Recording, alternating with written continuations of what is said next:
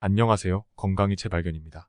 영상이 유익하셨다면 구독 부탁드립니다. 우리 몸의 신장은 노폐물이 쌓이지 않도록 거르고 소변으로 배출하는 기능과 체내 수분량 조절과 항상성 유지 등 우리 몸에서 중요한 역할을 맡고 있습니다. 오늘은 신장을 건강하게 하기 위한 방법과 건강한 신장을 유지하는 데 도움을 주는 음식에 대해서 알아보겠습니다. 신장이 좋지 않으면 칼륨, 인단백질, 나트륨 조절이 잘 되지 않습니다. 만약 한 음식만 과도하게 많이 먹게 되면 이 영양소들이 몸에 쌓이게 되고 심각한 문제가 생길 수 있는데요. 특히 그 중에서도 칼륨은 심장 쪽 질환과 연결되어 있어 생명과 직결된 문제가 생길 수 있기 때문에 무조건 조심해야 합니다. 하지만 대부분의 사람들이 나트륨을 무조건 피해야 한다는 생각에 저염식으로 바꾸는 분들이 많아 과다 칼륨 섭취가 문제가 되고 있습니다. 그렇다면 적절한 섭취 방법은 무엇일까요? 첫 번째 영양소는 칼륨입니다. 칼륨은 신체에서 중요한 역할을 합니다. 칼륨은 노폐물을 배출해서 신장 건강에 도움이 되기도 하지만 심장 질환이 있다면 칼륨을 제한해서 먹어야 합니다. 그 이유는 칼륨이 과도하게 많아지면 칼륨 농도가 비정상적으로 상승하게 되면서 저나트륨 혈증 증상이 나타나 심각한 문제가 생길 수 있기 때문입니다. 심각한 문제로는 심장이 과하게 흥분하고 멋대로 뛰거나 갑작스럽게 돌연사하는 심장질환 문제입니다. 그러므로 심장이 안 좋아졌다고 생각이 들면 목숨이 위험할 수도 있으므로 칼륨 섭취를 조심해야 합니다. 두 번째 영양소는 인입니다. 신장 기능이 나빠진 사람이 인을 많이 섭취해 인혈중 농도가 높아지면 가려움증이나 관절통 등이 잘 생깁니다. 신장이 좋지 않은 분들에게 인을 적게 섭취해야 한다고 강조하는 이유는 인이 과도하게 쌓이며 뼈 건강에 문제가 생기기 때문입니다. 처음에는 가벼운 관절통으로 진행하겠지만 인혈중 농도가 과도하게 높아지면 뼈에서 점점 칼슘이 빠져나오게 되어 구멍이 뚫리는 골다공증이 생기게 됩니다. 그래서 심장이 좋지 않은 분들이 합병증으로 골다공증이 잘 걸리는 것이죠. 인 섭취는 하루에 800mg에서 1000mg 미만으로 지키는 것이 좋습니다. 세 번째 영양소는 단백질입니다. 신장이 좋지 않은 분들이 단백질을 많이 먹으면 병의 진행이 빨라집니다. 신장병 초기 증상으로는 소변에 단백질이 섞여 나오는 거품류, 단백류가 많이 나타나는데 단백질이 신장사고체를 통과하는 그 자체가 신장에 무리를 주기 때문입니다. 그래서 신장이 좋지 않다면 단백질을 조금만 먹어야 하는 것이죠. 네 번째 영양소는 나트륨입니다. 신장 기능이 떨어지면 체내 나트륨 조절 기능에 문제가 생겨 나트륨이 제대로 배출되지 않고 몸에 쌓이게 되는데요.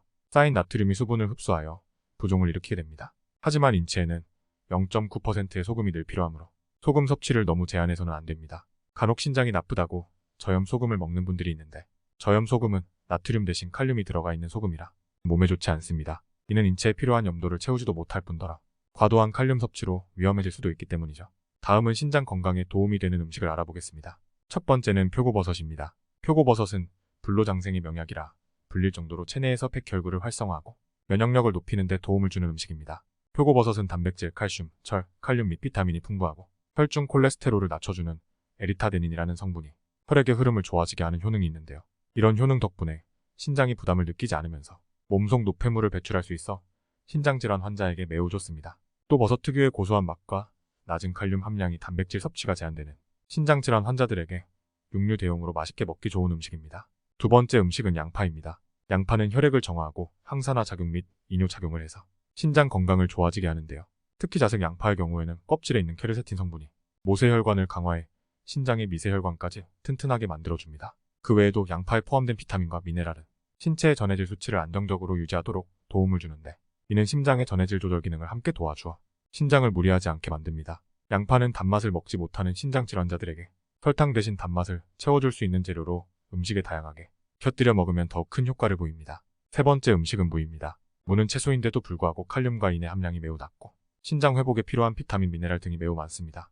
특히 암을 예방하는 항산화 물질로 많이 알려주는 성분인 설포라판이 많이 함유되어 있는데 이는 신장과 비뇨기를 정화하고 혈압을 조절해 신장의 부담을 덜어줍니다. 네 번째 음식은 메밀입니다. 대부분의 곡물인의 함량이 높지만 메밀은 예외라고 합니다. 메밀은 비타민 B, 마그네슘, 철분 및 섬유질을 함유하고 있어 영양가가 풍부한데요.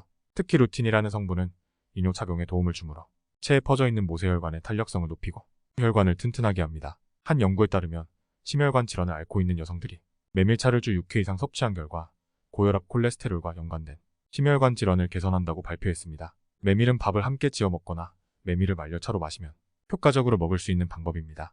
다섯 번째 음식은 마카다미아입니다. 대부분의 견과류는 인이 많이 들어있어서 신장식이 요법을 따르는 사람들은 특히 조심해서 먹어야 합니다.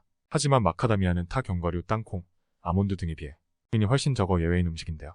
마카다미아에는 심혈관 질환 예방에 필수적인 비타민 B, 마그네슘, 구리, 철 그리고 망간 등으로 가득 차 있어 신장이 좋지 않은 분들에게 매우 좋은 견과류입니다.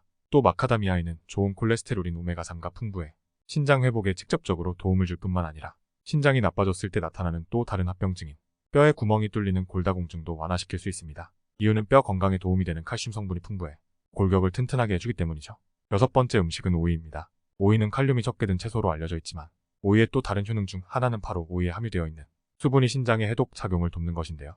오이가 신장 치유에 도움이 되는 확실한 이유는 오이에 많이 포함되어 있는 폴리페놀 성분인 플라보노이드가 신장 조직의 파괴와 염증을 막기 때문입니다. 그 외에 오이 껍질에는 혈액 응고 및 뼈 성장에 중요한 역할을 미치는 비타민 K를 많이 섭취할 수 있어 신장 기능 저하로 인한 뼈 손상을 막을 수 있습니다. 또한 오이의 독특한 향을 내는 피라진이라는 성분은 혈액을 맑게 하고 혈액순환을 촉진하는 효능을 보이는데요.